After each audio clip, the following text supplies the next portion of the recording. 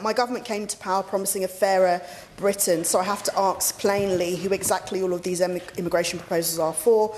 They are not designed for the people I represent or the people who help keep this country running. And I want to start with the thousands of children and young people who have grown up in the UK who are being pushed to the margins of the immigration system, those who are being made to pay child citizenship fees for £1,214 to register as a British citizen.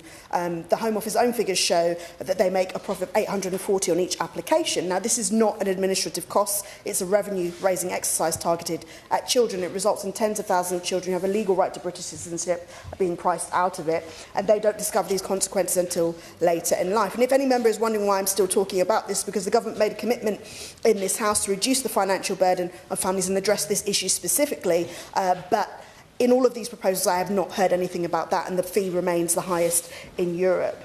Then there's the government proposing to double down the qualifying period for indefinite leave to remain, and the idea that we would remove this retrospectively, or we would apply this retrospectively, undermines the very foundation of trust that people make decisions here when they come to work in the UK. They put down roots based on these rules that they're given when they apply, and these families are attempting to live and work in this country based on the promises that were made, and we'll be dragging people into an endless cycle of visa applications and unpredictable fees. And this sits along an asylum and accommodation system where private providers make millions from government contracts despite repeated reports of mismanagement, abuse and dangerous conditions. And in turn, we turn around and blame those who are the most vulnerable and seeking asylum by changing their conditions. I will give way.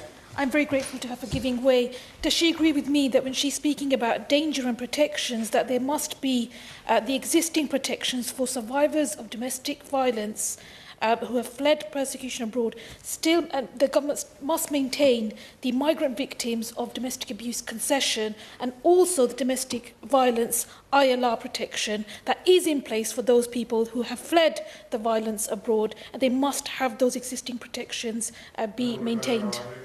I thank my honourable friend for her intervention, and she's absolutely right. How far have we fallen if we would renege on those commitments that we've made, particularly those commitments we've made under the Refugee Convention? Removing such status or forcibly removing people who have lived here lawfully for a number of years would be in direct contravention of our values as a country.